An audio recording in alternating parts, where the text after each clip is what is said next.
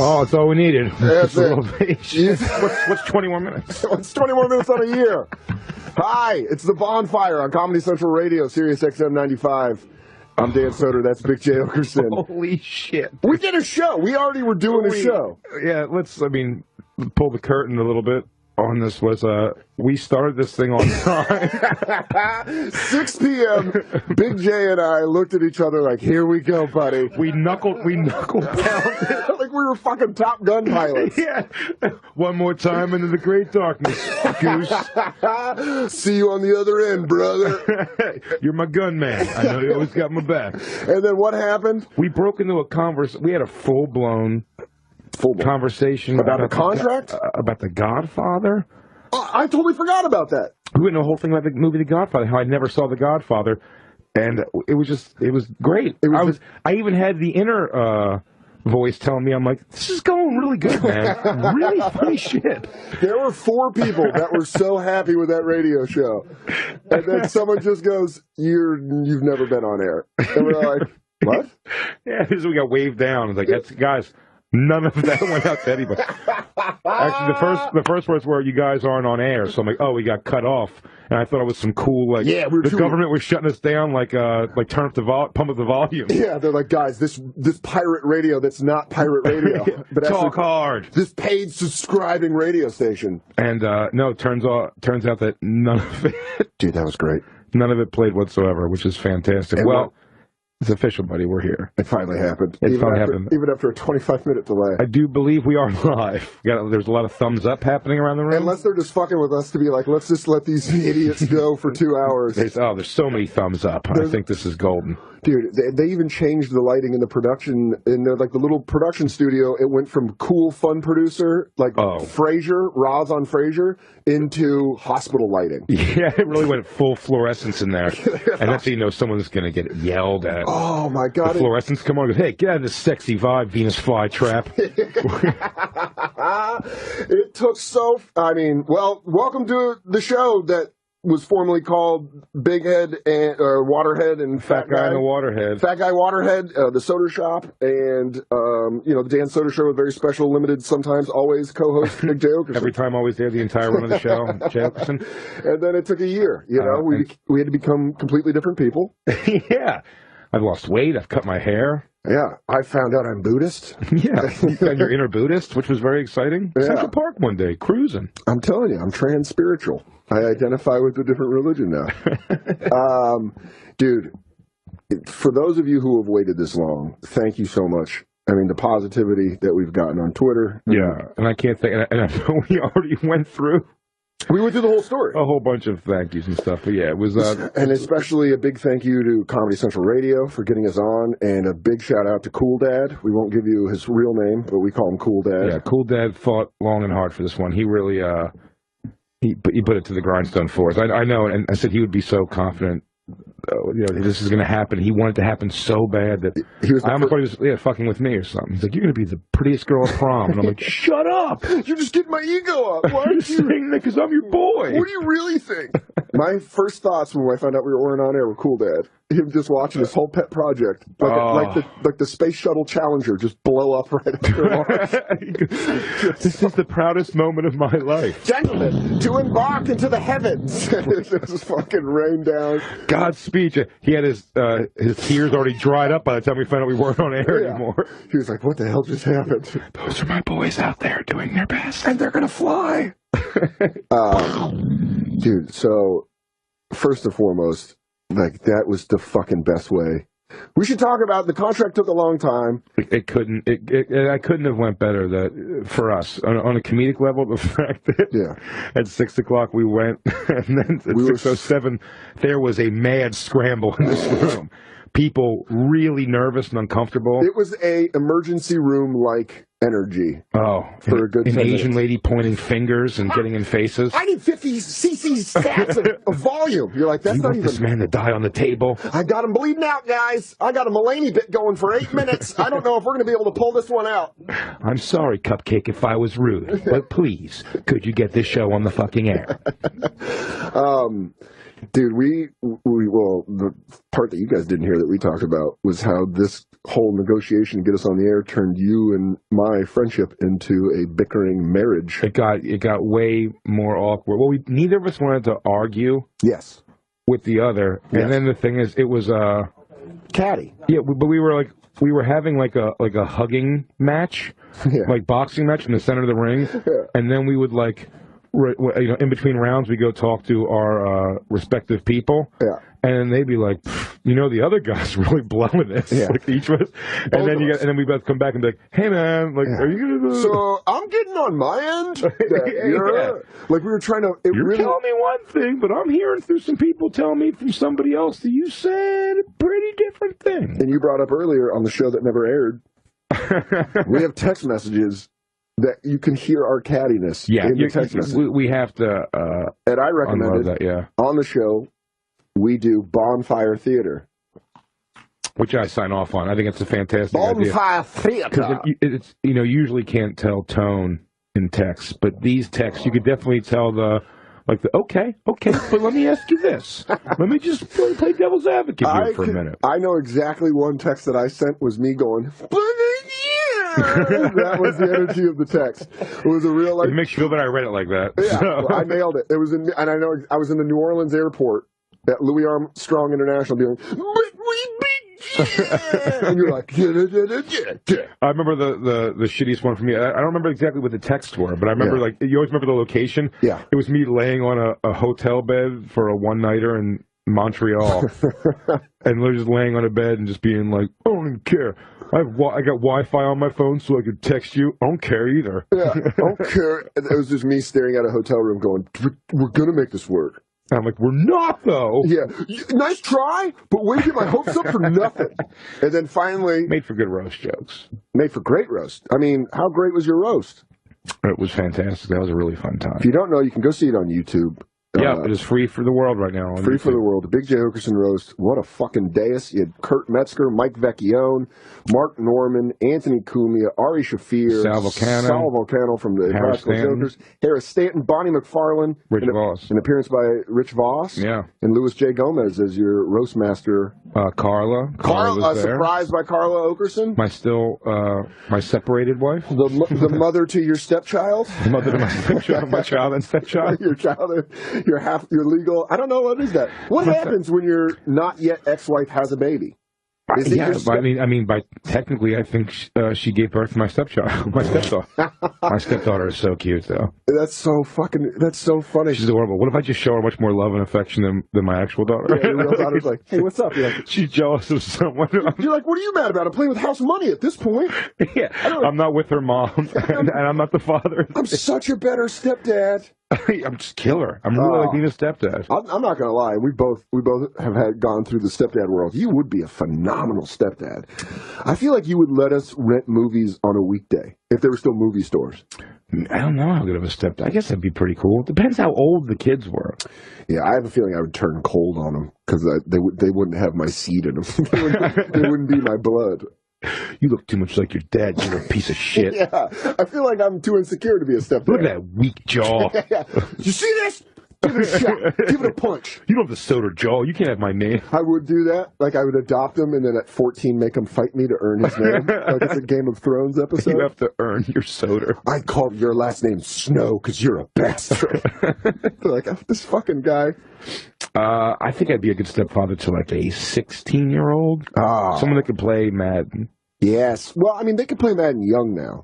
And then I'll knuckle him up at his mom. Look at your mom's titties, huh? Still as fresh as the day you were born. Is that why? Are you throwing it into a cover too? Because you heard me blowing your mom's back out last night. You're just talking accurate, man. You're gonna go for it on 4th and 10 because you're pissed off. Look, those noises were your mom enjoying herself. You go for it on 4th down, man. This is crazy. And I tried to go ass to mouth on your mom's last week. It's like, hey, could you not, Dan? I'm like, hey, sorry, buddy. Hey, champ, I'm sorry. I'm always here to talk. You want to go to Bear Burger? We're falling in, dude. The Big J roast, by the way, I'll just say, probably one of the most nervous I've been because I went on last on the dais, and I was so high, I forgot I was going to have to go on stage. You forgot totally. You started enjoying the show. Completely got into it.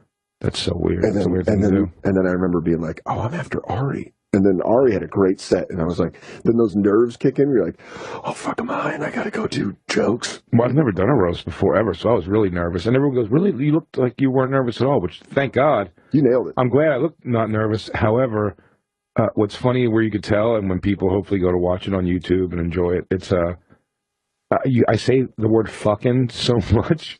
Yeah, it's just commas, you know. I'm like, and fucking Louis J. Gomez is here, and he's you know this fucking guy? This fucking guy over here, I'll tell you. Fucking and the word complement each other so well. You can really tell what kind of public education you got when you say that. You're like, fucking, this fucking guy.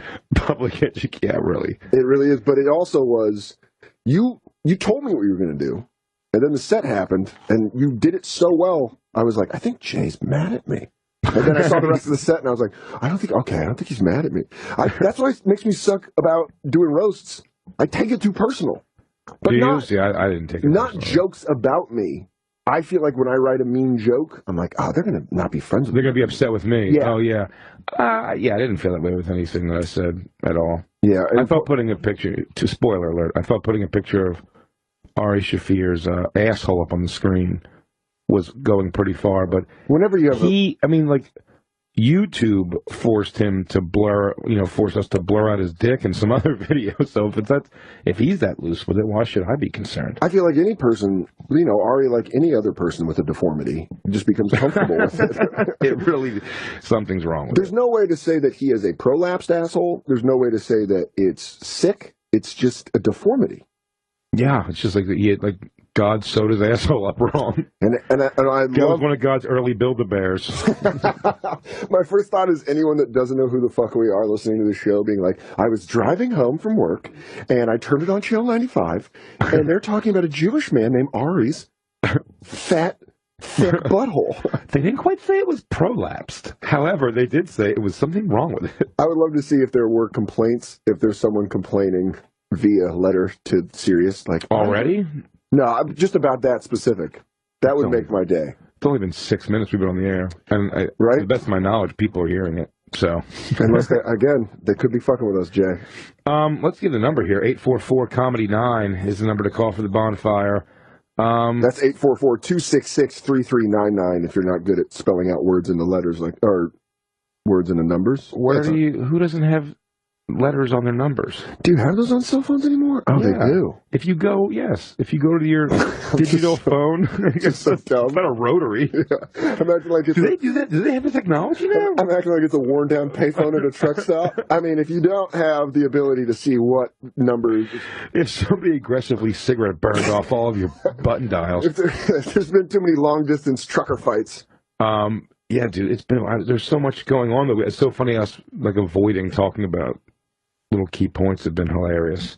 Yeah, because I think, you went on a mutual friend of our, Brian Koppelman's podcast, The Moment, and talked about, this got brought up. This show, yeah. The negotiations got brought up, and Koppelman was like, we'll have you back, and we'll talk about it. And there's a part of me that's like, yeah, let us talk about it on our show first. Yeah. Then we'll talk to you about it. Well, it really came alive. It really did. We're sitting in the studio. It's huge. It's our logo's up everywhere. Lou's here. Lou and Jacob from the original show. We have the original band is back. Yeah, the together. Soder show. Yeah, we were able to work it out, so everyone's here, and it's so fun. And I'll tell you, Lou, and we have a frantic ginger taking calls. That's just going to be fun to look at all times, pretty much. He's typing and just a blur of orange hair. Looks like Garfield in a fight with Odie. It's just whipped into a tornado. Garfield fuck. Yeah. I think Garfield fucked John actually. That's what he's the love child. That's exactly what Andy looked like. The birth of a cartoon cat and his owner. Shit. We have a friend, Oh, okay. Well, I mean, let's just answer the first. Where our buddy Jason was supposed to call in from Minnesota. You didn't give him the number. I gave him the number. I tweeted it out. You flaked. I totally didn't flake. But there's a guy in Philly that I think just disappeared. That had a great question, but we'll get to that. Yeah, we can't see the names on our board. Yeah, everything's just disappearing. They really are making us go bare knuckle. The question is why the Bonfire over the Soder show?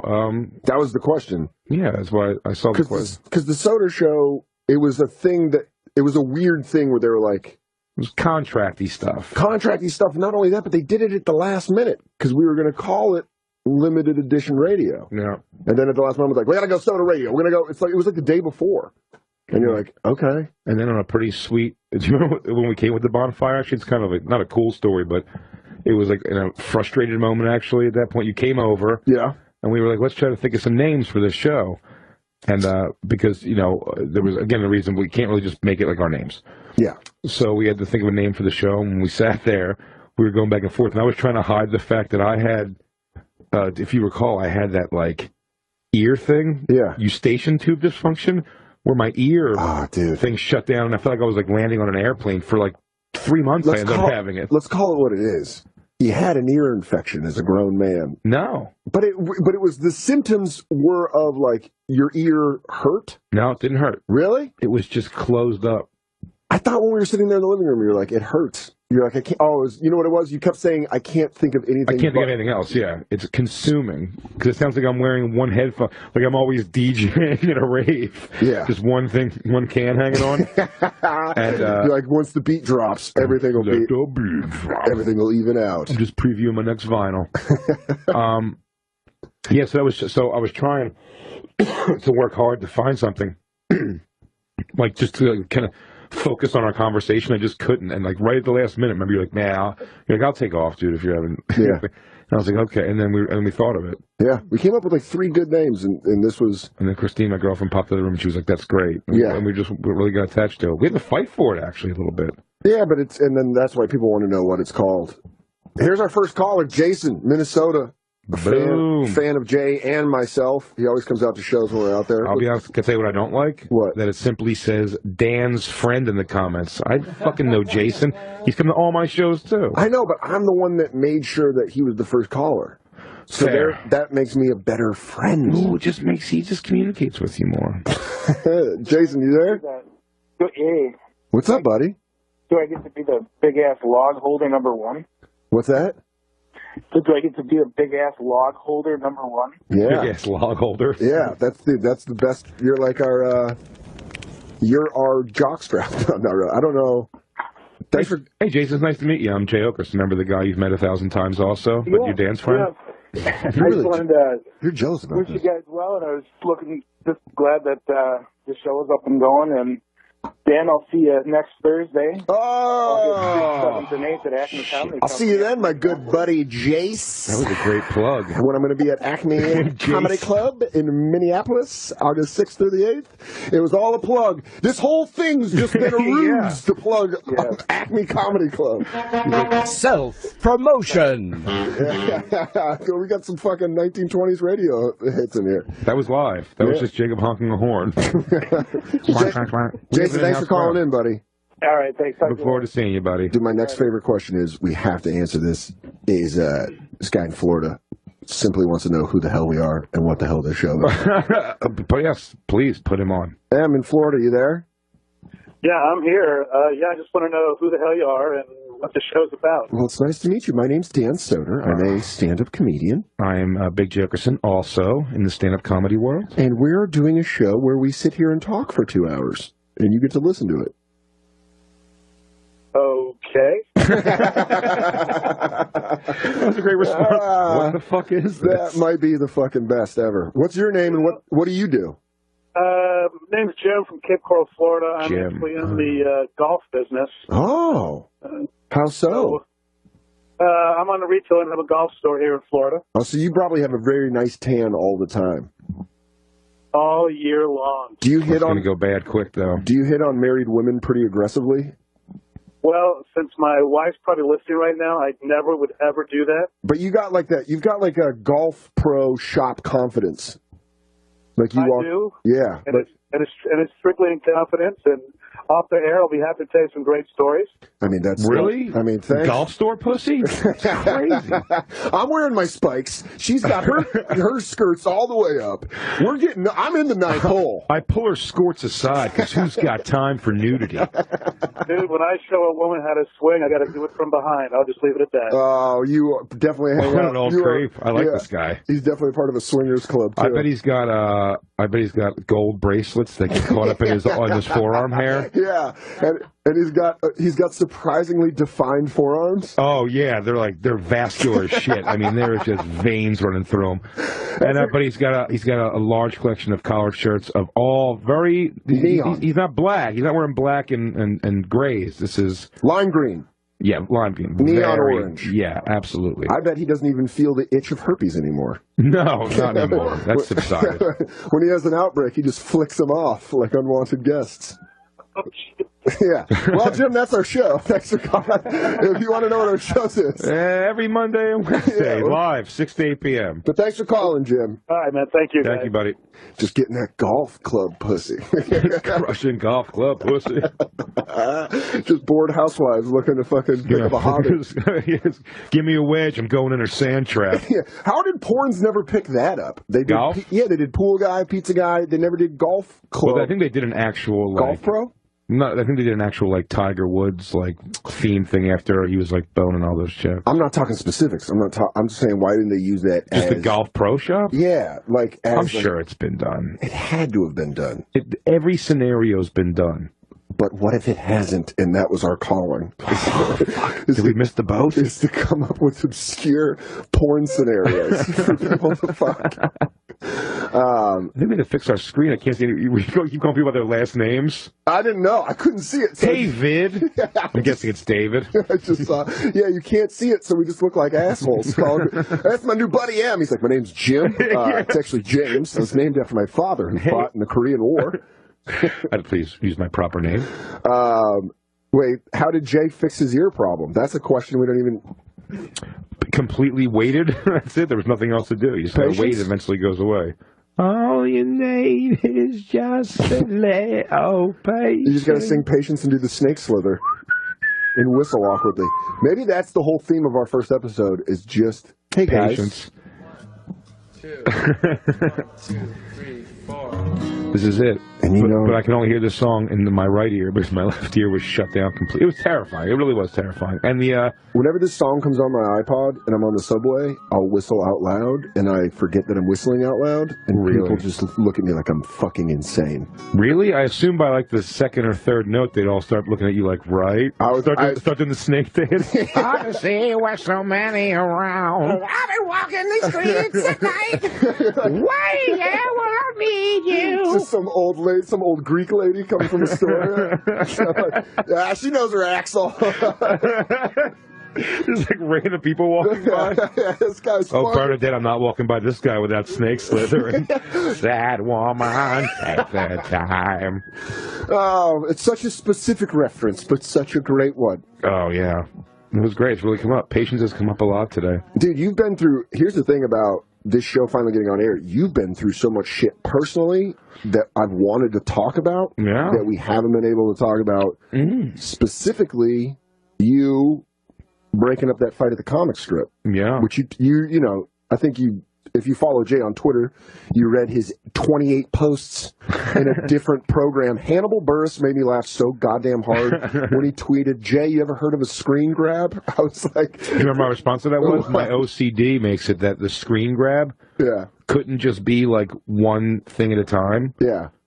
Or even two. It would always be a little off, and you'd see a little part of another text that we had back and forth, and it bothered me that it looked so unsymmetric. Dude, I was so intrigued by it. Yeah, but you had to go to a whole other site or something to see it. But I kept I didn't earn it. I didn't have good reception, so I was like, oh god damn it! And it would be I had the 1X, and then it just kept coming in. So the story is, the host, our friend William Stevenson, was hosting at the Comic Strip Live in New York City on the Upper East Side.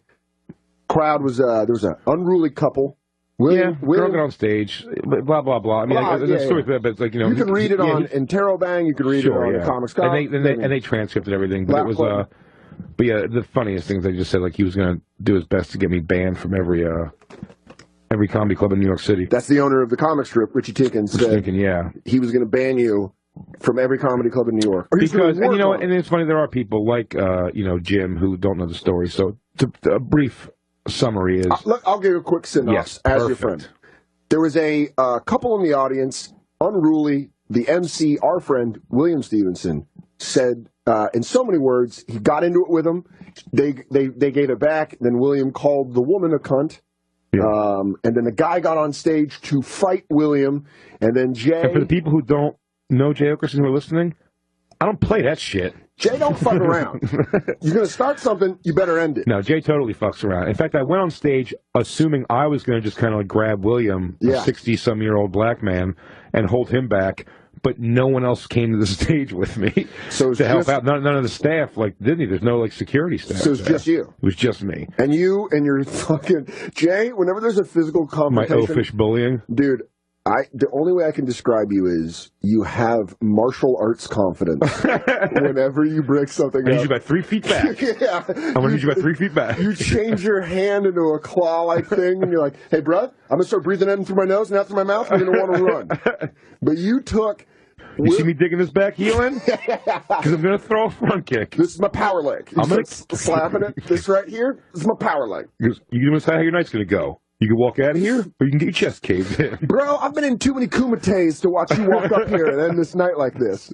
But you, and the video's online. You can watch the video. They put the video I think up. they pulled a lot of it's pulled, but you can find it somewhere. Listen, it's the internet. It's fucking somewhere.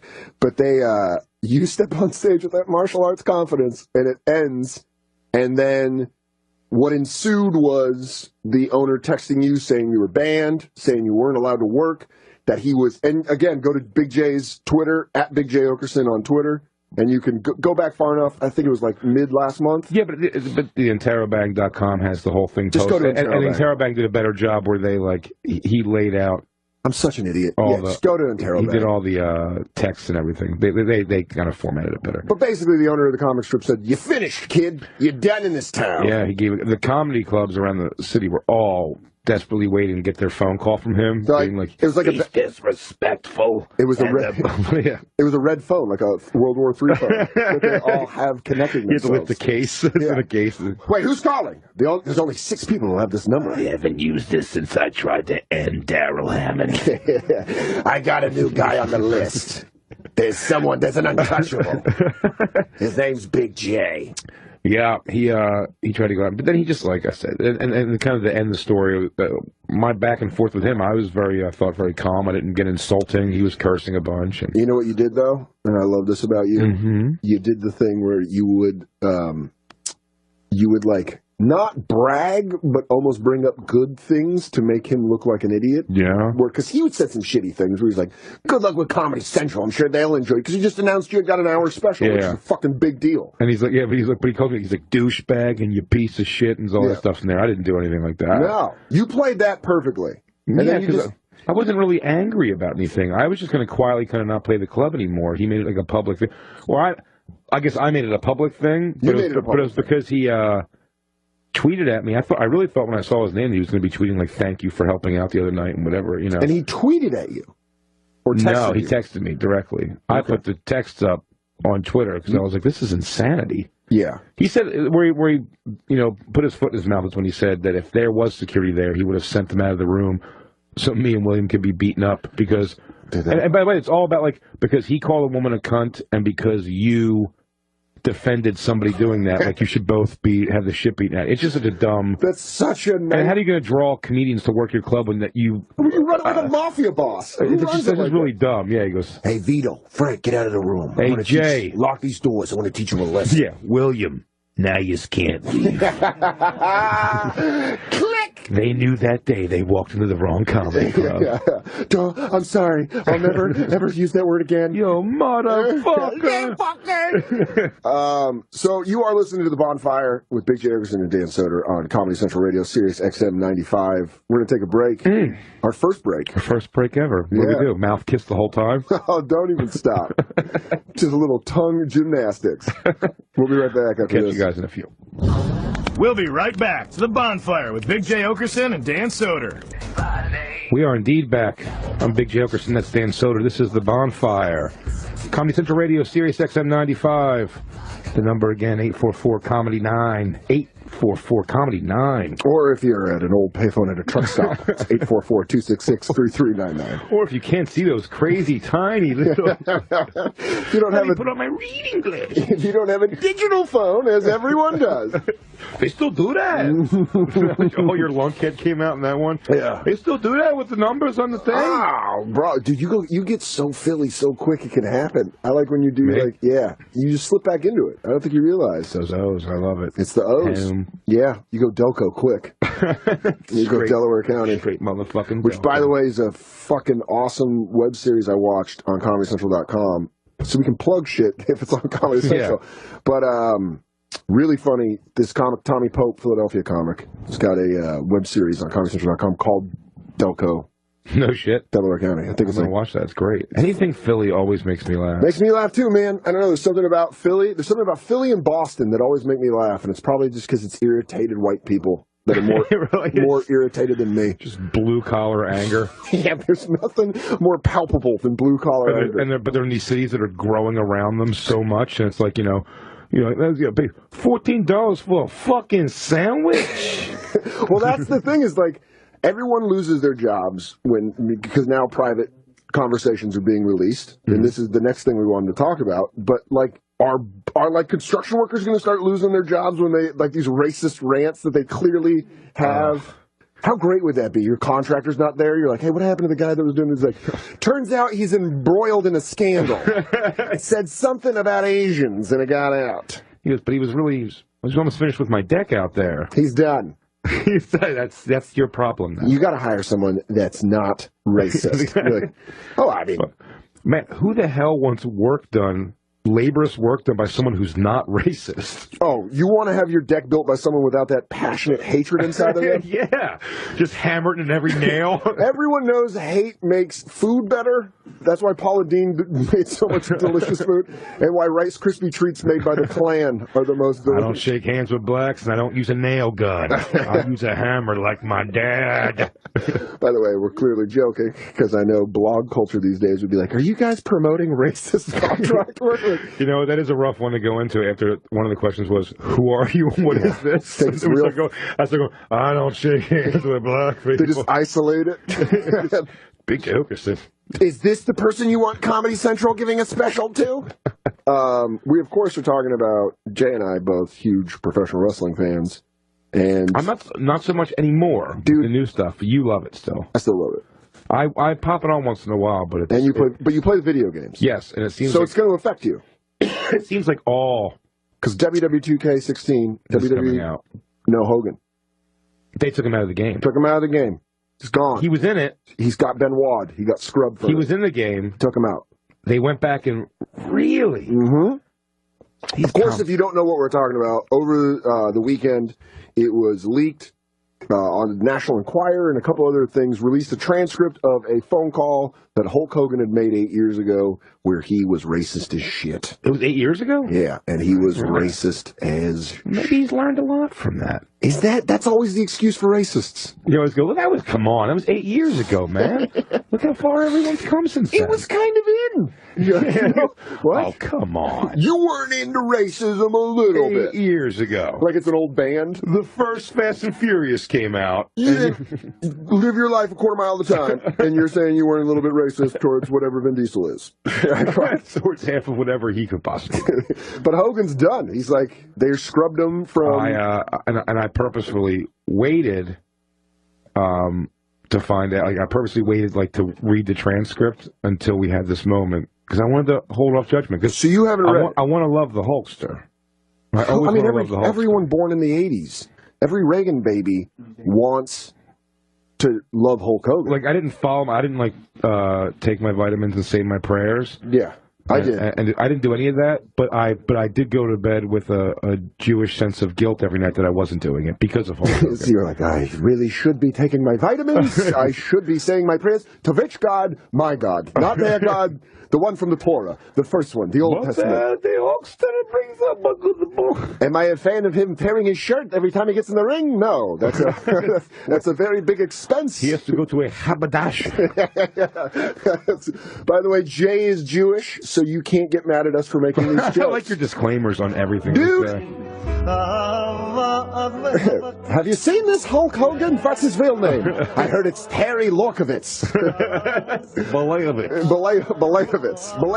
He, you know, I don't even know what to feel with Hulk Hogan. I mean, I'm going to read this thing, obviously, and are you just supposed to hate the guy? I don't know what his deal. I think what it is he's had I mean, from being just like the Hulkster, yeah, even through the WCW years, yeah, it's really become like his life is literally crying on TV or inappropriate touch with his dog. It's like that was much scandal, and it really is from when he opened up his life to reality television. I was just going to say that. Like, he was some of the look. It made for very captivating TV, but it didn't really make you do it. Why was he not hated so viciously and removed from games? Remember what he said after his son was in the accident and the friend was brain dead?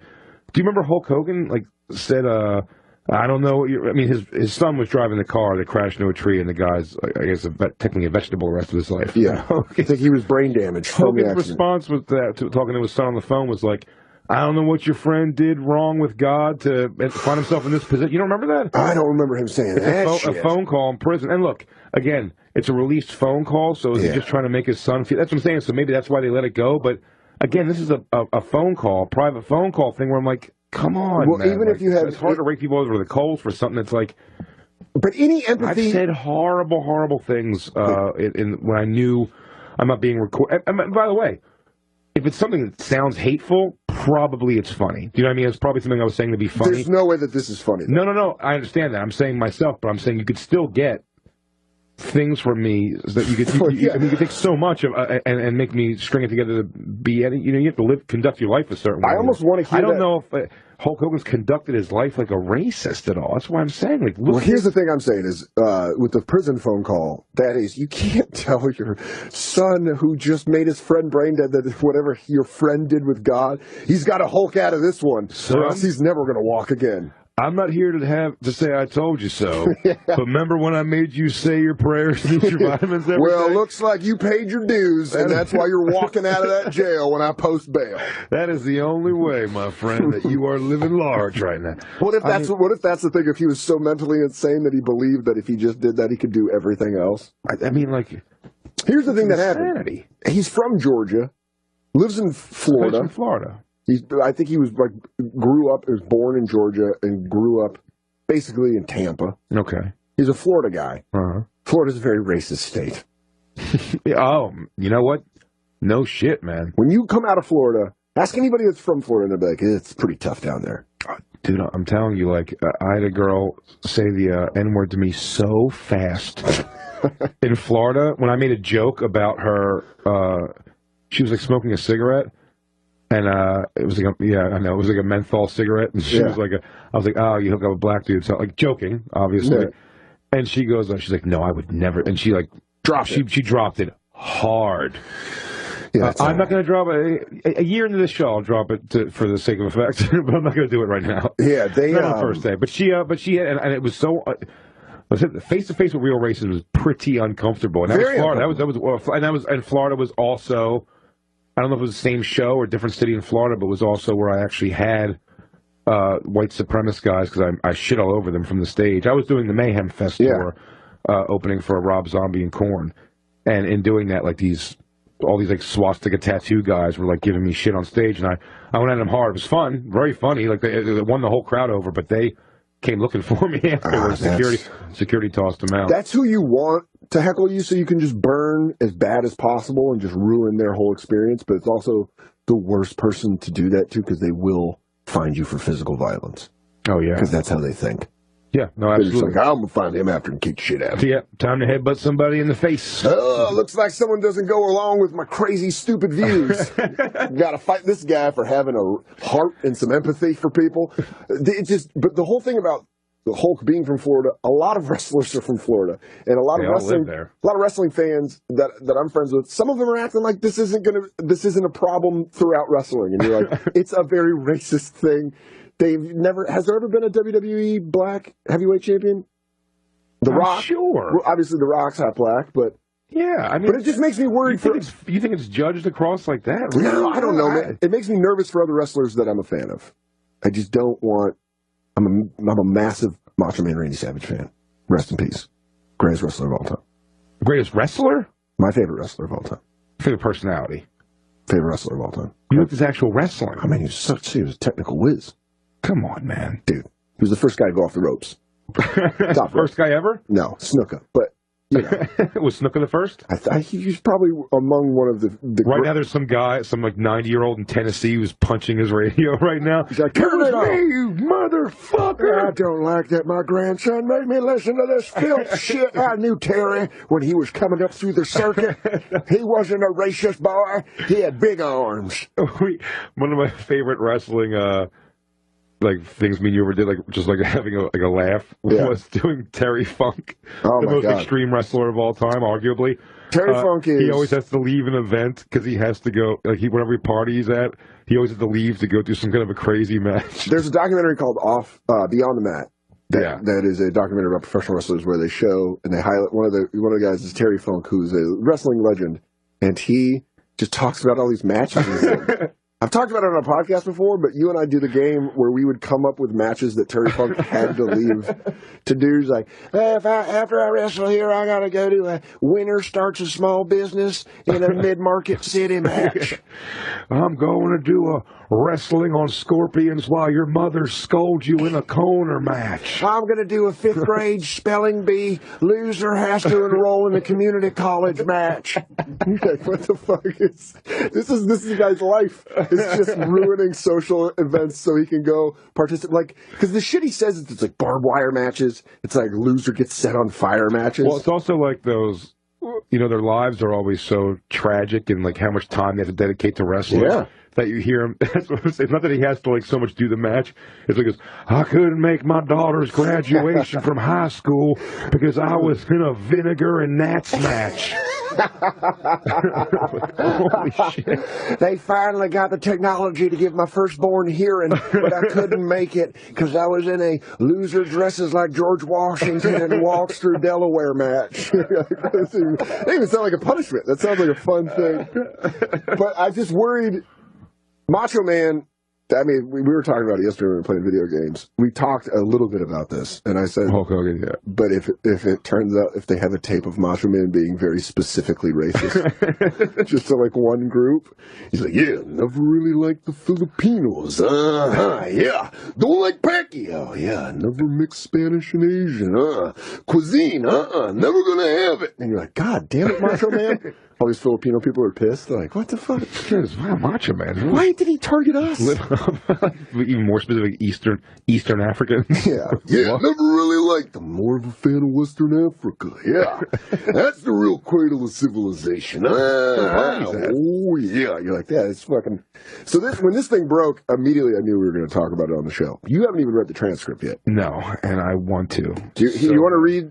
Do you want me to read? I wish I could do a good Hulk Hogan. I can't. Do you want me to do it as like Andre the Giant is throwing him under the bus?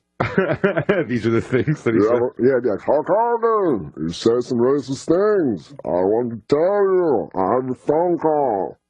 I don't know if Brooke was fucking the black guy's son. Hulk raved. Hulk raved. I mean, I don't have double standards. I mean, I am a racist. I mean, he says it. That's the weirdest thing. So I'm looking at it as you're reading it. I mean, I don't have double standards. I mean, I am a racist to a point. Fucking niggers. That's what it says next. Wow.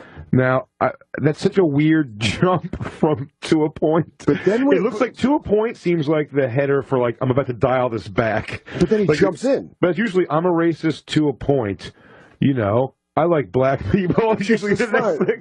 Or, you know, it's like, I have no beef with the Jews. He just jumps right into it, hardcore. But then the sentence that follows that makes no sense. Because it says, but then when it comes to nice people and shit, and whatever.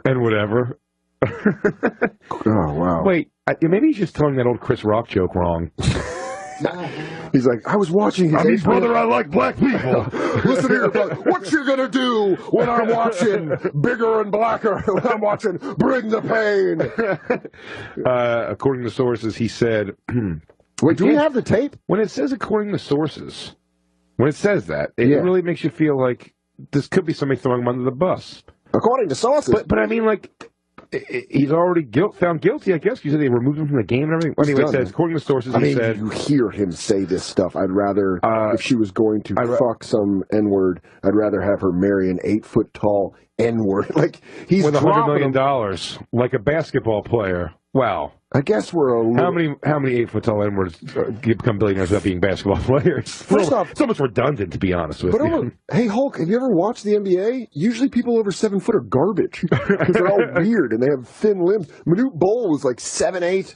Well, how big was he? And he just sucked. He didn't suck. He was like he was in the NBA, but...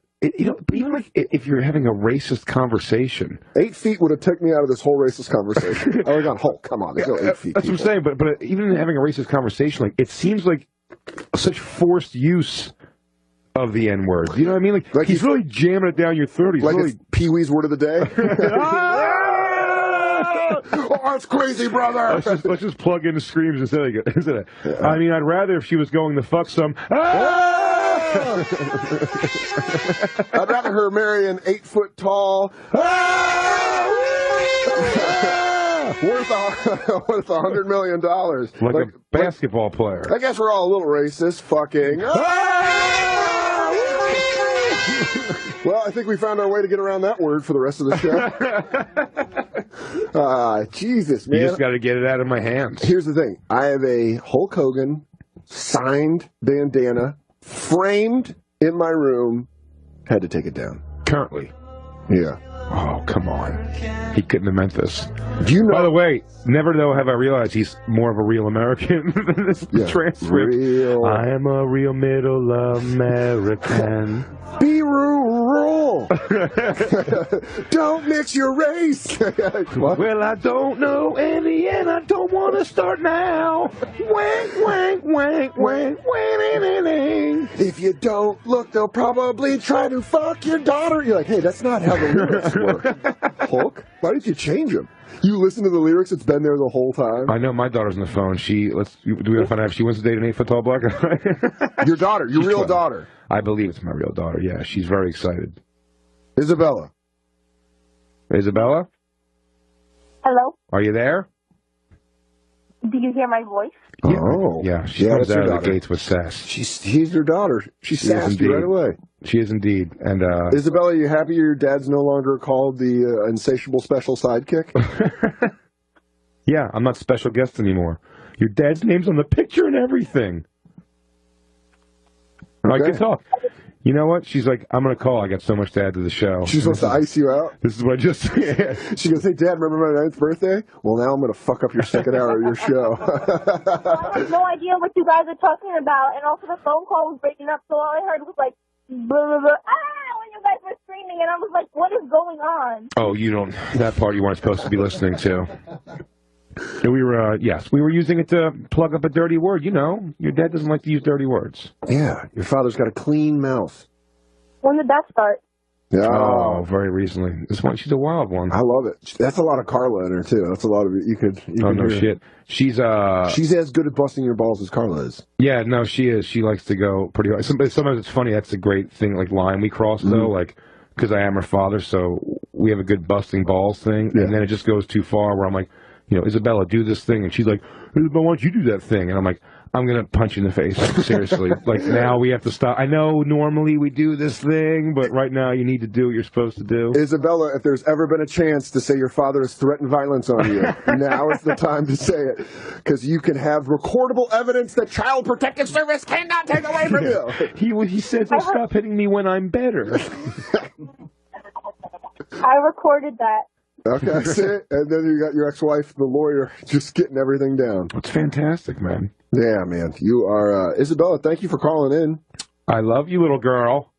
I love me too. Oh. Yeah, that's it. She's 12 years old. She's almost done with me. She got that teenager confidence. I don't need you. Get out of my room. That's what she's got. She's got get out of my room confidence. Yes, no, very much. And she's definitely like all the emotion of hanging out is all me. Mm-hmm. Like now I'm like, Isabella, I'm only going to be able to see you like once this week, one day this week. So let's make. And she's like, okay. Can we do none? Yeah, but if I literally go, oh my God, I got called out of town. Like I can't. I'm not going to be able to make it to this thing. She's like, all right. Yeah.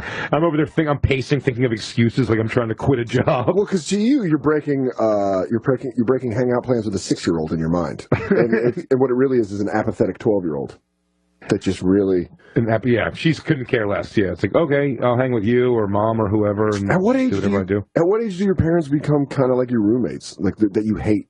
I would want to say like 11 or 12. Probably that's the age, yeah. Probably right now she wants to not be monitored. She wants to discover everything, whether it be internet stuff and things that she's not allowed to see. Yeah, I hate to say that. Well, I'm not talking about your daughter. I'm talking about myself. But I think there's a direct correlation when dry humping is acceptable.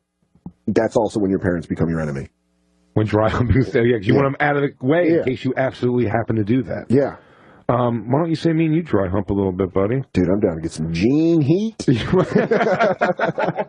going to get corduroy burns on my pee hole.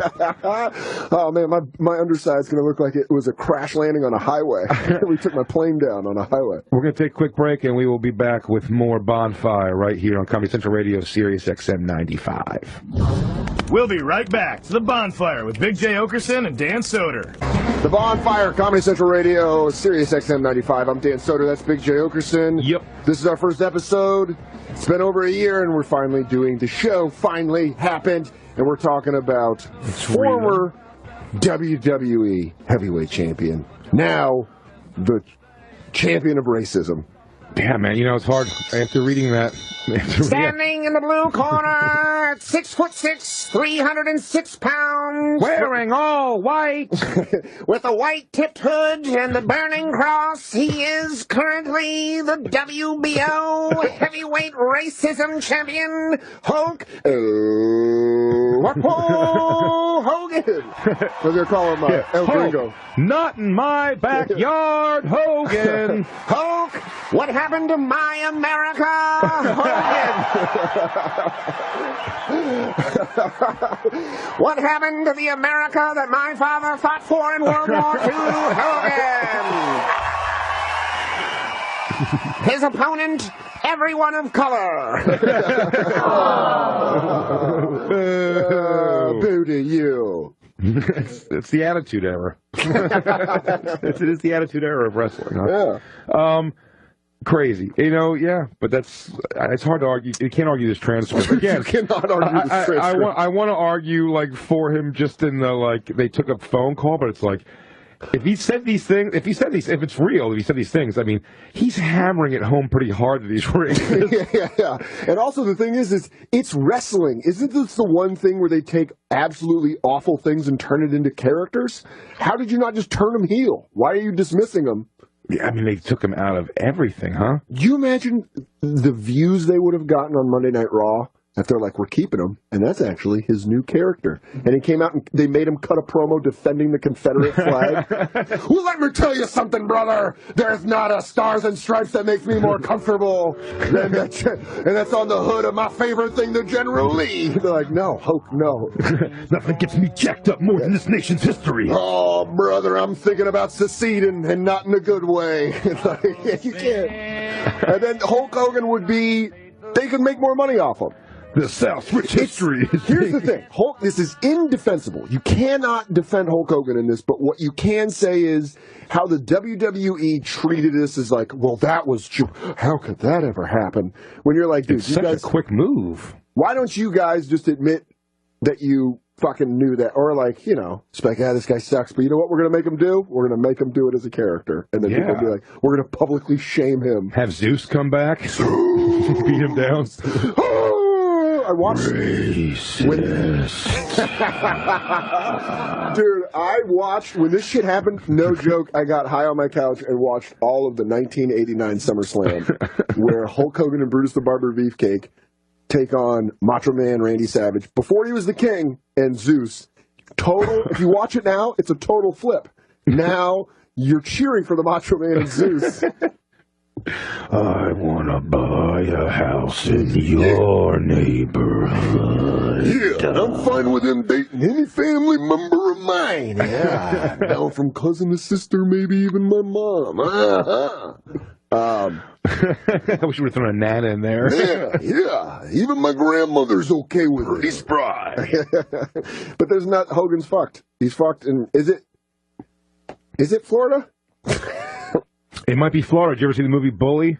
Yes. That's all. It's just like it's really very humid, shirtless, thin boys wearing shorts all day. I don't know what you did. Who don't respect their parents. The parents seem to not care. I'm making a very broad generalization. Yeah, But because Florida's also gorgeous, Miami. of course. And there's very all... expensive and very, whatever. But I mean, like the You're shit, talking... the white shit Yes. of Florida Yes. is maybe tops in the country for white shit. And I come from Philly. All right, we're going to go... Let's do our Bonfire top 5 places to be white trash from. Number 1, undisputed, Florida. I mean, Hulk Hogan, now that he's the mayor of Racistville, Florida. He is their Joe Paterno of that team.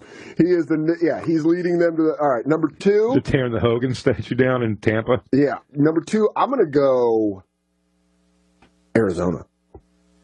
Because of the... Desert people. Because of the get the Mexicans out of here, pull them over thing. Yeah, all that hate. But here's the thing. I guess it's the people who kind of... That seems like a politician's decision to do stuff like that. No, I've lived there. Pull everybody over. The people really are like... Yeah, there's people. There, not all the people, but there are people. But is it inundated with with illegal Mexicans? I don't know. Yeah, that's what I'm saying. If all right, so who would you say... I'm talking about more... Listen, I'm not even arguing that it couldn't be the most racist. I mean, I just feel like... We got to round out our top 5. Who's going to be number 2? Philly's got a good little batch of racism going. Now, I'll give you Philly. Are we going to just racism? Because if we're going racism, I mean, it's going to be like the SEC is going to dominate like it does college football. Yeah, but what are you talking? Yeah, it's true. It's going to be all Southern states. But what's the question? The top 5? I'm talking about worst white trash. Just white trash places. White trash places. Oh, Scariest. I don't think I would ever put Arizona in there. You're probably going... Oh, you got to go rural You're desert? going to go right into your West Virginias, your Southern Ohios. That's 3 and 4. I'll put them in the top 5. Yeah. Are you putting Philly in No. Philly's not a great not at all. white trash place. Sort of. You kind of need backyards or front yards to be real white garbage. Yeah. And Philly, like the part where the fucking hey yo motherfuckers are at. It's not really like yards and shirtless barbecues and shit. I'm trying to think. Maybe the part my grandmother lives in Northern California, which is about 2 hours north of San Francisco, maybe an hour north of San Francisco. He's got some of the most aggressive, scary white trash I've ever seen in my life. Yeah, South Jersey's pretty good too. God, this is so hard. It's a good batch in South Jersey. Dude. Oh yeah, because a lot of guys confident. All right, so far we're definite. We got Florida, West Virginia, Southern Ohio. Who rounds out 4 and 5?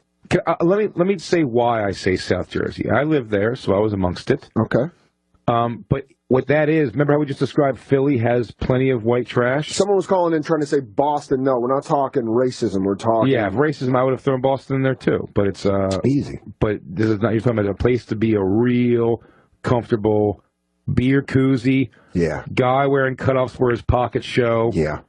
For some reason, dress shoes with no socks. Now, here's what happens. In Philly, the people, like, the white trash who get a couple bucks... Yeah.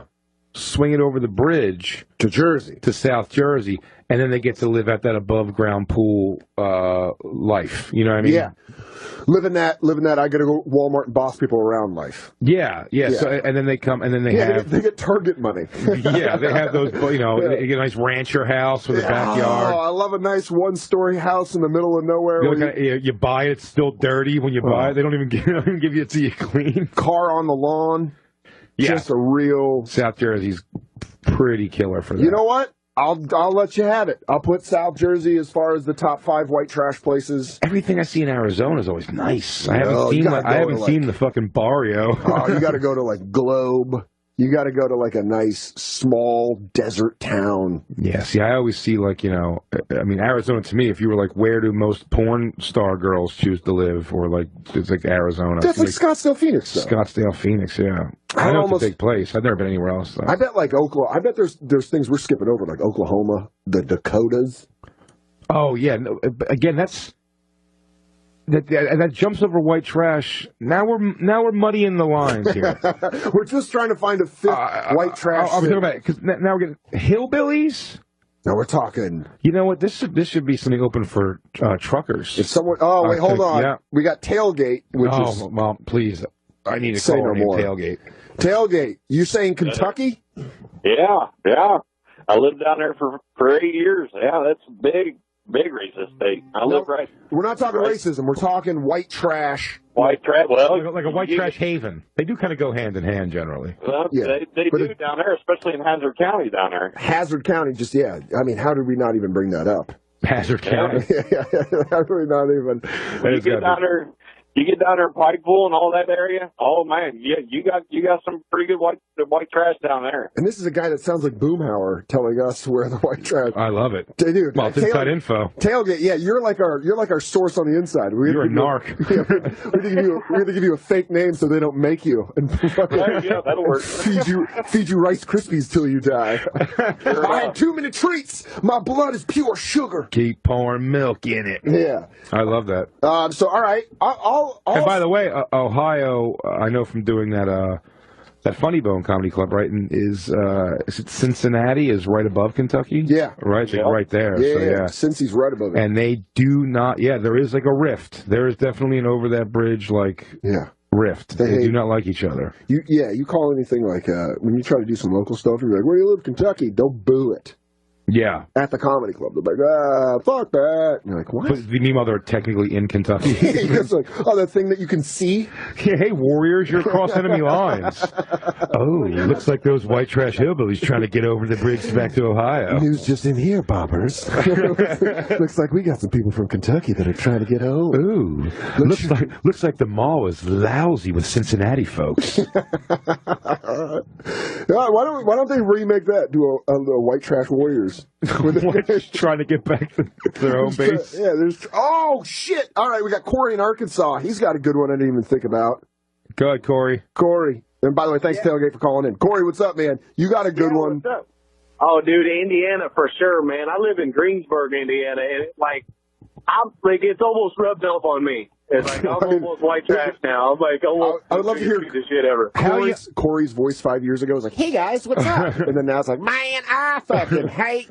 How young do girls wear makeup there? Good point. Oh, dude, my buddy's daughter. I mean, they already talk about sex, and she's 12, dude. Like that's how white trash Indiana is. That's a good tell. How young the girls start fucking is a good tell. You're from where? Colorado, and Colorado is like one of the nicest places I've ever been. That's where I'm from. That's where Soder's from. It's nothing but white, black, Mexican, and they all live together. There's no ghetto in Colorado Springs. No, there's not. But you know what's in Colorado Springs that's kind of creepy is that military church vibe where everyone it's like a secret society that everyone's trying to get you to join their like weird evangelistic church. Oh, really? Oh yeah, man. There's like what are those? You know those movies where like the town is perfectly peaceful, but then there's like super something fucked up. Yeah, David Lynch made a whole career of making movies about that. Yeah, that's what Colorado Springs feels like, right? Like under the surface, there's a seedy underbelly. Like there's sex parties with masks involving the town's most powerful people. Oh, really? Like that kind of secret society stuff. Yeah. Illuminati shit. Yeah. Tupac's still alive. Tupac, dude, if Tupac was living in Colorado Springs, I would wish that he died on that road in Vegas. You motherfucker. I'm saying if he lives in Colorado Springs now, that's a tough go. So you're saying Indiana. You're saying we should put Indiana in the top 5? No, it's got to be number one. I'm an over-the-road trucker, man, and as far as white trash goes, Indiana takes the cake. Dude. Right. I mean, I've been to Florida and all them states, dude. And you're saying Indiana. Hey. Staying with it. This guy's in the truck, man. He's got his hands out there. Yeah, I can't argue with boots on the ground. He's, yeah, I mean, it doesn't, what's Indianapolis is out there? Bloomington's out there with one of my favorite comedy clubs, the Comedy Attic, which I'll be in October 8th through the 10th. Are you really doing any radio for that, buddy? No. Oh. We'll bring up that later. Yeah, that's another day. Talk about two of our friends that aren't our friends and that we'd like to shit on profusely for how they treated Jay when he was in Indiana. They treated you the same thing, sort of. They were just completely apathetic. I don't think they were as mean to me as you made it sound like these two guys were fucking straight up mean. Well, it wasn't the two. It was just the one, but it was the whole grouping. I felt it was just the coldest experience I've ever had. Yeah, but it's a good preview. But we'll get to that another time. We'll talk about those fucking.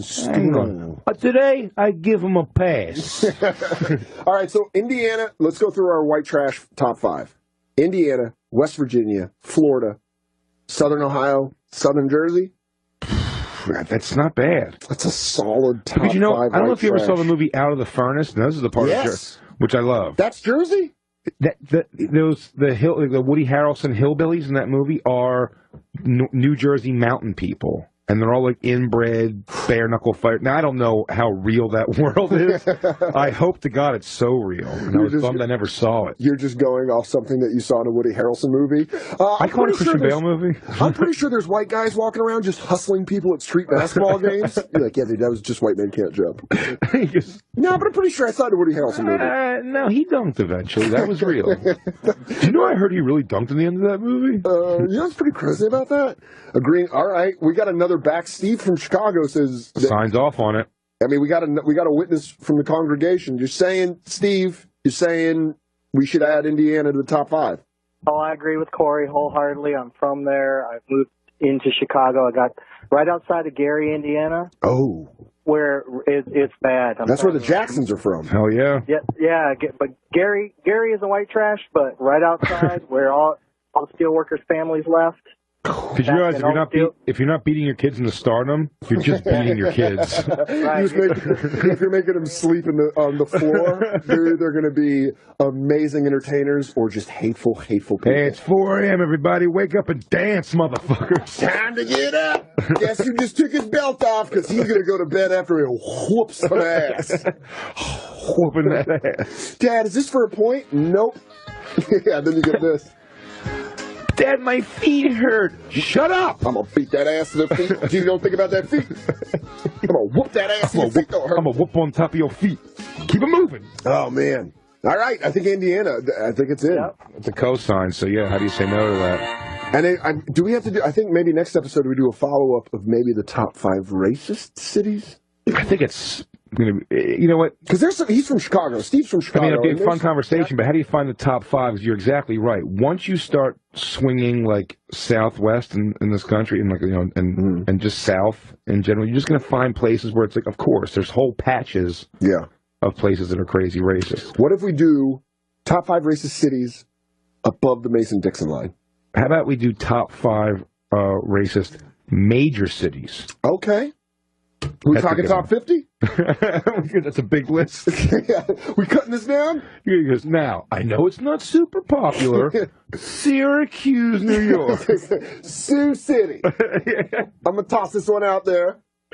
Nice Sioux City. I know it's about 48, 49. Puxatawny, Pennsylvania.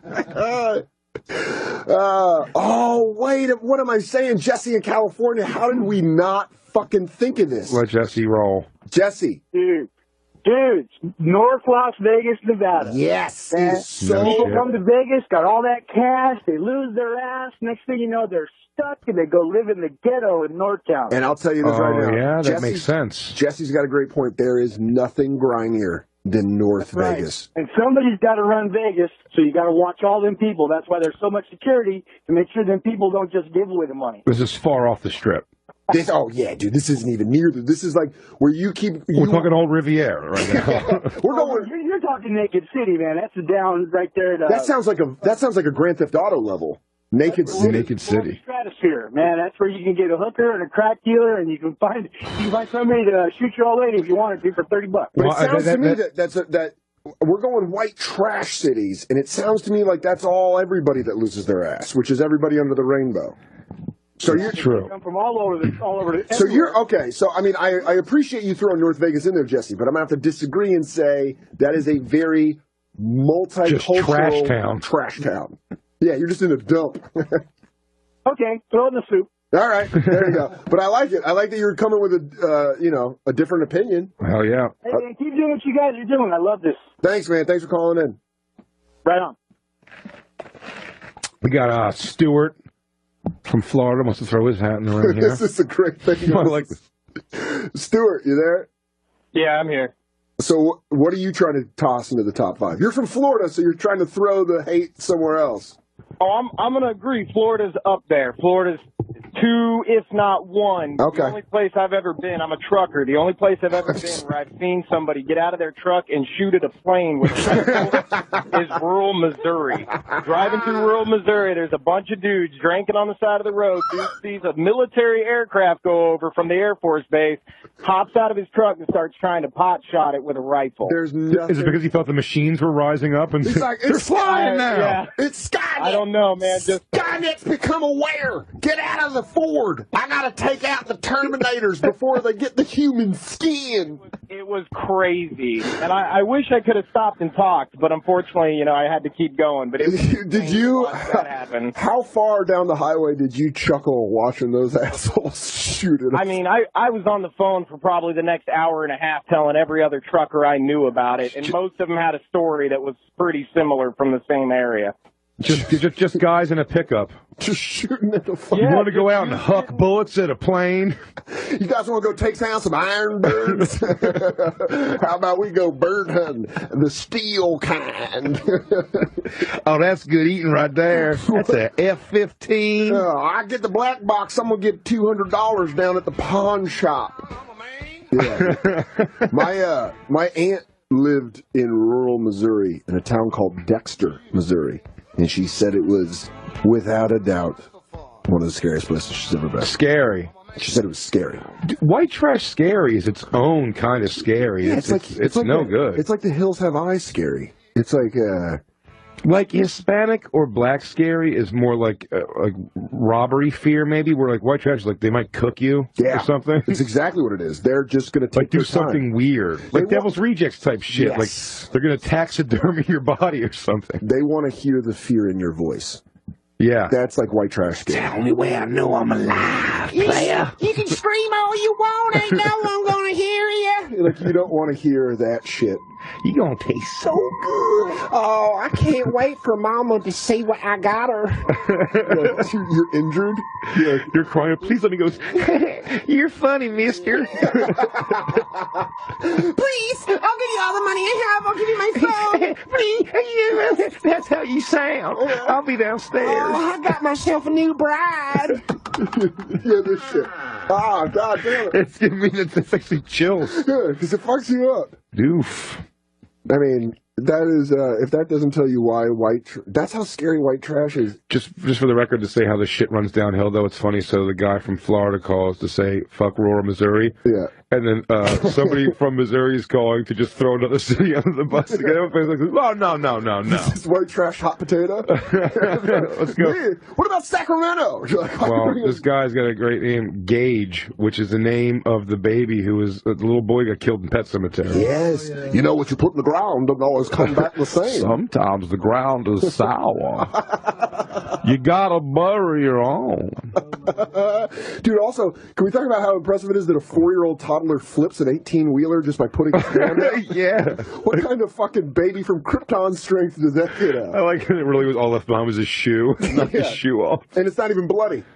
It's as clean as the day it came out the boxes. Yeah, and by the way, he would have been eviscerated. Yeah, completely. And when the casket opens in the movie, you see his arm and stuff. Like, there's no arms in that kid anymore. Dude, first off, that truck wouldn't have realized it hit anything until it got about 200 miles down the road. Well, yeah, I just realized that. I can't believe this is a thing I've never picked apart in the movie Pet Cemetery. Yeah. When he buries his wife or the cat or anything, they come back with the damage that happened to them. Yeah. But the little boy comes back fine. Perfect. Fine. Except he's mean. Except now he teases you about your sick sister and then he bites comes at you with your Achilles. Oh, he sliced it. That one freaks me out. Me too. That one gets me every time. That fucked me up the way arachnophobia fucked me up sitting down on a toilet afraid that a spider was going to hit me in the balls. You get whacked in the nuts by a black wind. Yeah, just by a big old African tarantula. I got bit in the balls. He goes, was it a brown recluse? Yeah, like probably it's rotting. My nuts are rotting. I got bit by a spider when I was out in Sturgis doing the performing at the bike rally. That's the whitest thing you've ever said to me. Oh boy, is it! And when I got bit, they tell you that I think I got bit by a spider because my ankle's like kind of blowing up over here. They go, well, we can get you over to the EMT. He goes, it's just gotta hope it's not a brown recluse, or you'll know in about 7 minutes. And I'm like, can we please really rush to the EMT guy? He's like, it's probably not. I'm telling you, and bad news for you, Kid Rock's doing a sound check. So I'm going to have to come back to this whole spider bite Kid Rock did play, by the way. Was that a guess? Yes, that was a total nailed guess. I fucking nailed it. Watching the confusion because this crowd pretty much knows him as a country rock guy. Yeah. And when he goes up there and does his DJing section where he goes up on the turntables and does that, just the confusion on these motorcycles, because they applaud the motorcycle rally by revving their engines. Yeah. And then when he starts DJing, they're like, he's gonna let it idle a little bit.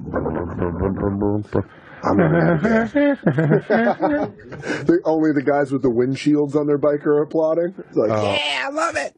I love that rock star thing. I've talked about this with you before.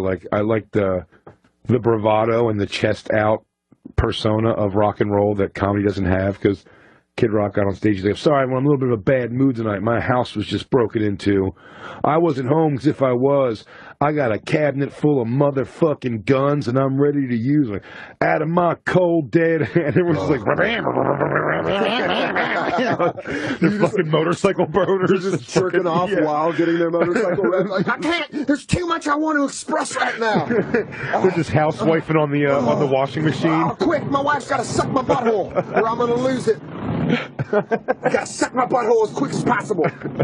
We never talked to Gage, who was trying to throw. Oh, Gage, my bad, my friend. Go in there, go throw this other city under the bus. Gage, who do you want to throw it under the bus? So yeah, Missouri in general is very white trash, but some of that is going to cross over into Jesus country and racism. Okay. We're talking about straight white trash, no racism.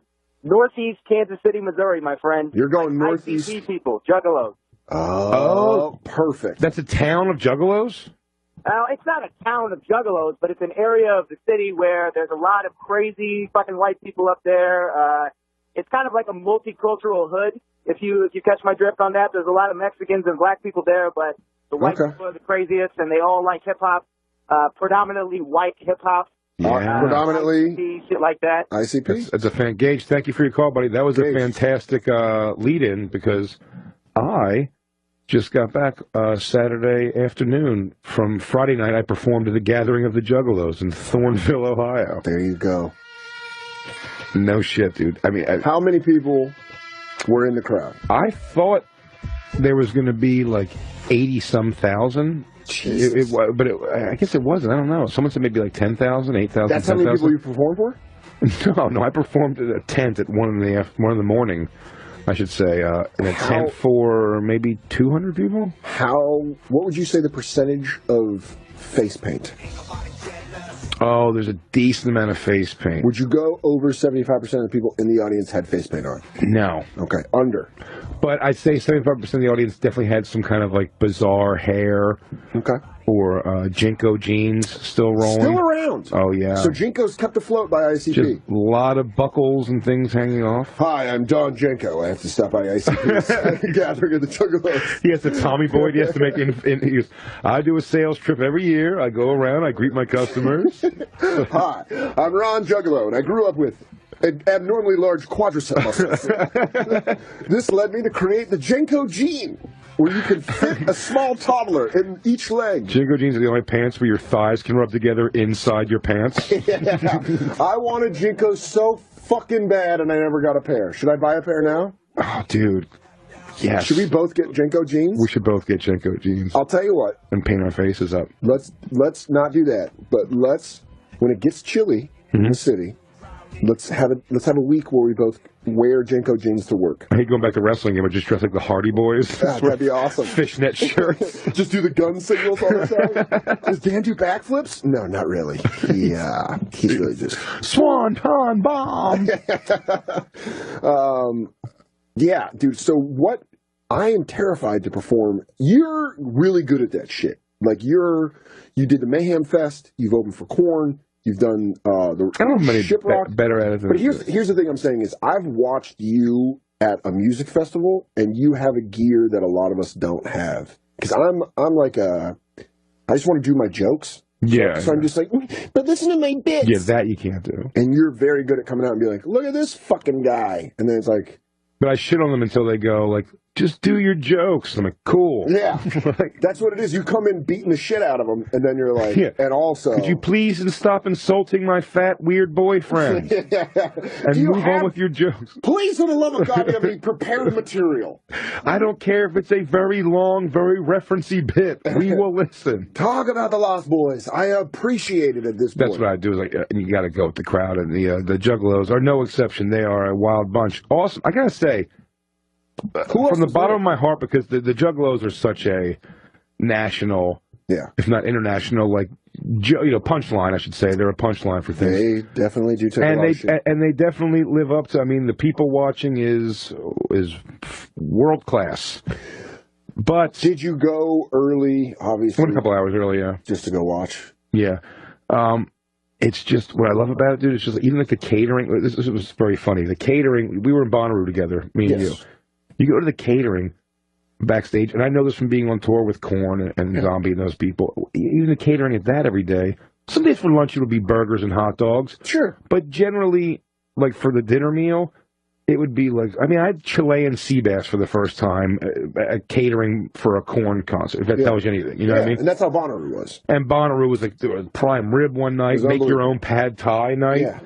It's like crazy, like cool, like it was healthy, like keep you alive, vegetables, salad bar, always food. Rich kid birthday party food. Yeah, no shit. Yeah. So the catering in the back of the Juggalos, and again, this is the one I was at. It was the dinner one, but it was pulled pork, tons of fried chicken, mac and cheese, au gratin potatoes. Yes. Yeah, it was all amazing. But then you wonder why there is nobody. The percentage of heavy people, the women at this thing made me feel thin. Do you think 6-packs at that would have been looked down upon? Yeah, boo! Yeah. You're not living life to the juggaloist. I can see your stomach muscles. Gross. Ew. Yeah, I want something that you can roll over and it rolls over at a different time. I'm not fucking a lady who doesn't look like a puma attacked her belly. I want to look like you've got a blood disease that makes you bloated. I want you dead in the river for 3 days bloated. There were some heavy people that were out there. But by the way, that said, fucking super hot chicks out there. There was some really hot ones, like some pretty sick bodies. Yeah, it's. I mean, like, look at the rock festival still. You know what I mean? And and also, it is in Thornville, Ohio. And this is the. Don't you ever watch? I watch all documentaries about white trash. Someone on the line brought it up that we have a documentary about white trash. Jennifer in Houston. And Jennifer, you said which? I know which documentary you're going to bring up. Which one? It's the Whites of West Virginia. Yeah, the wild and wonderful whites.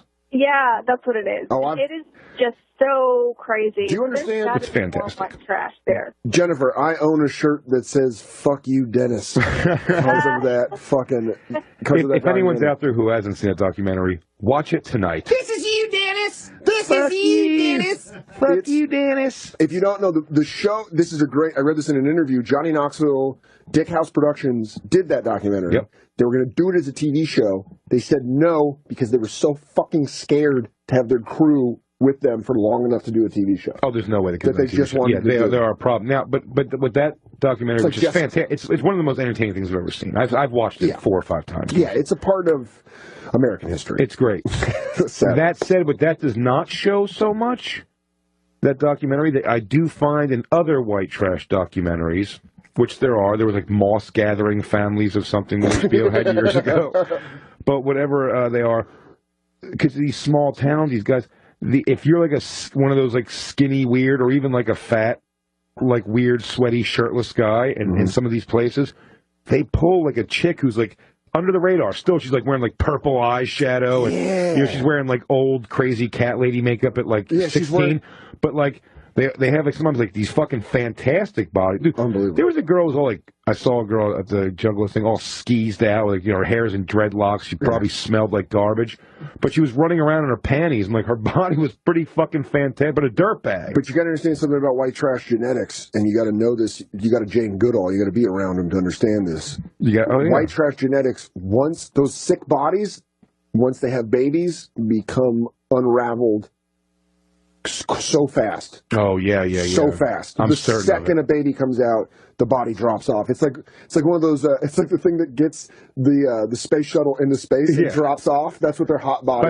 I feel like it's like God's trap to keep. Like it's like they get that and then once they get so there's no, they couldn't even pull it back together. Yeah, that's the sweetness. That's the little bit of honey that gets you into the man-eater fucking the Venus flytrap. The best you can get is they get that fucking female bus driver body where they're strong from like lifting hay and shit. Softball catcher legs. Yeah, just sort of jacked, bottom heavy. You're like, why do I feel like you could probably deadlift my dead weight? She has a massively fat ass, but also here's the thing: her arms are bigger than my waist. So I think we're going to end the first episode, but I think we have our top 5, which obviously we will debate. Oh yeah.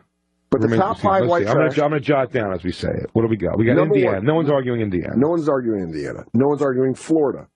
Florida is in there. West Virginia. West V. South Jersey, I'm giving you. And I'll take it. I'm telling you, let's go on a tour. Southern Ohio. Yeah. I think South Jersey is going to be the first one we're going to get I think it's the first one that people are going to be like, no, there's way more white trash than that, which I'm sure there is. But white trash, it's a very specific thing we're talking about. We're talking about real, like, bush beer. Yeah, we are the sommeliers of white trash. We will tell you what you're getting on the nose. That is burnt Winston's with a nice burnt carpet finish.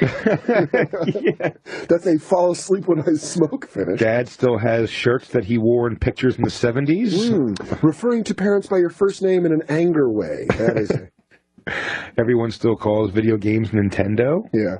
Because they only have Nintendo. Dude, we fucking finally did it. It flew by.